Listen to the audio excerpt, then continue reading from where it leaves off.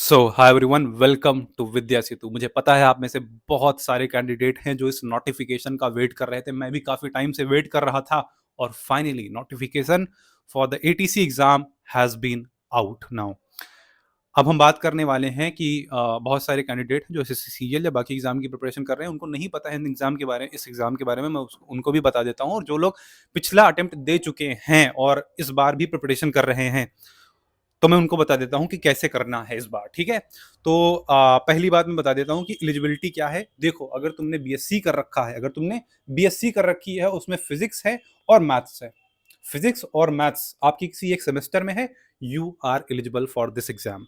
ठीक है, और मैं आपको बता देना चाहता हूं कि एसएससी सीजीएल की बहुत सारी पोस्ट इस एग्जाम के लेवल पे नहीं है, क्योंकि इतने सारे पर्क्स हैं और जिस तरह की वर्क प्रोफाइल है, इट्स नेक्स्ट लेवल।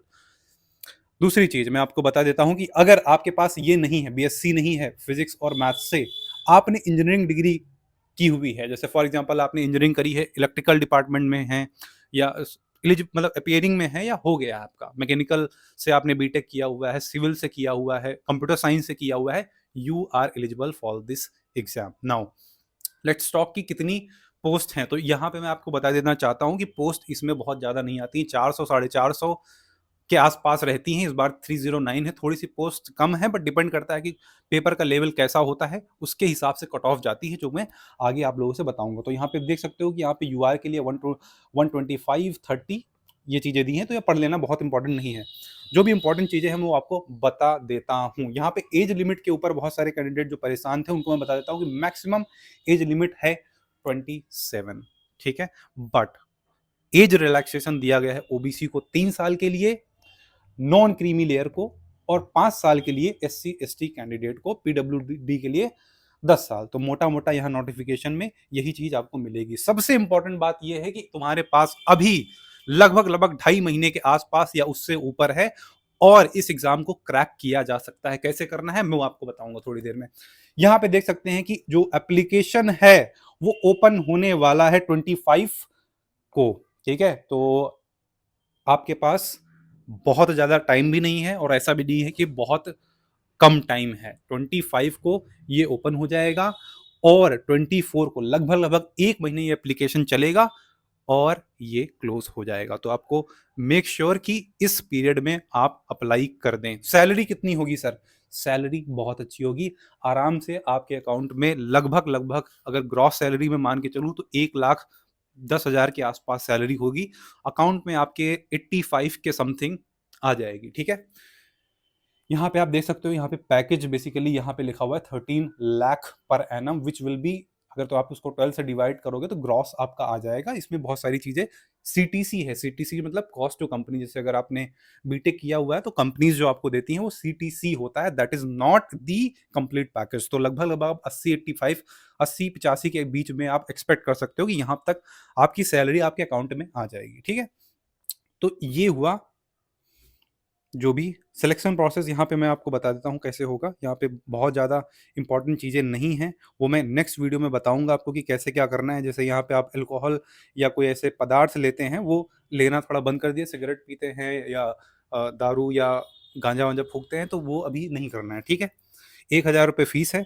अब मैं इसे ये क्यों बता रहा हूँ, क्योंकि जब तुम्हारा एग्जाम क्लियर हो जाएगा, इनका मेडिकल होता है, तो ये कुछ टेस्ट करवाते हैं, जिन टेस्ट में अगर आपने ऐसा कुछ किया होता है वो डिटेक्ट हो जाता है तो आप फेल हो जाते हैं। तो मान के चलिए अगर आप 4 से 5 महीने के लिए वो चीज़ छोड़ देंगे तो डिटेक्ट नहीं होती है ना।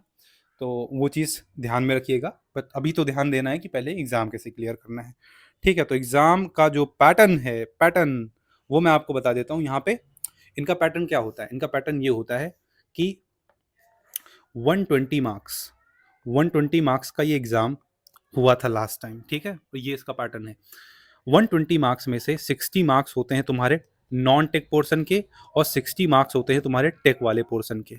ठीक है, अब टेक पोर्शन में तुम्हारी आती है फिजिक्स और मैथ्स, फिजिक्स और मैथ्स आती है। 30 मार्क्स का ये आता है और 30 मार्क्स का ये आता है।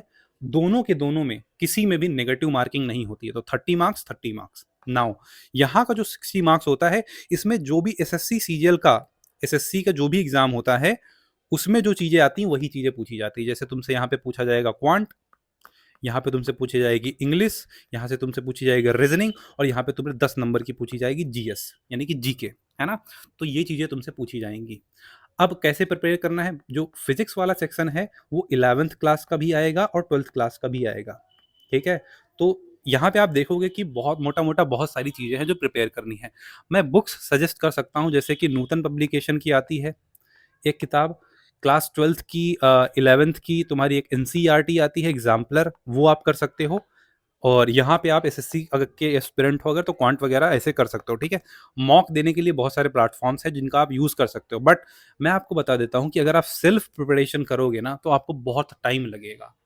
ऐसा नहीं आप कर नहीं सकते हो, अगर आप बहुत ही तोड़ू टाइप के आदमी हो तो आप कर सकते हो प्रिपरेशन। मतलब अगर तुमने 11th क्लास और 12th क्लास को अच्छे से करा है, तुमने जेई वेई की कोचिंग कर रखी है, you will be able to crack this exam, किसी भी कोर्स लेने की जरूरत बिल्कुल नहीं है।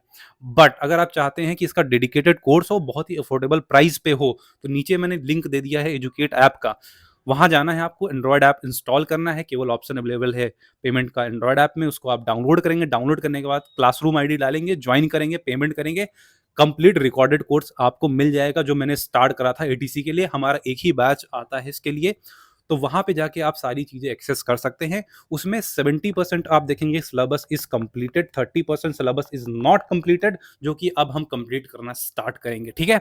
तो I was waiting for the notification, और बहुत सारे कैंडिडेट हमारे साथ हैं, लास्ट टाइम भी हमने सिलेक्शन दिया था हमारे प्लेटफॉर्म से। तो अगर आप प्रिपरेशन करना चाहते हैं तो डायरेक्टली एक्सेस कर सकते हैं, नीचे व्हाट्सएप नंबर दिया होगा टीम का, आप रीच आउट कर सकते हैं।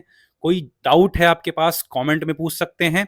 नेक्स्ट वीडियो में पूरी स्ट्रैटेजी के साथ आऊंगा कि कैसे पढ़ना है, क्या करना है, क्यों करना है, कहाँ करना है, कब करना है, ठीक है।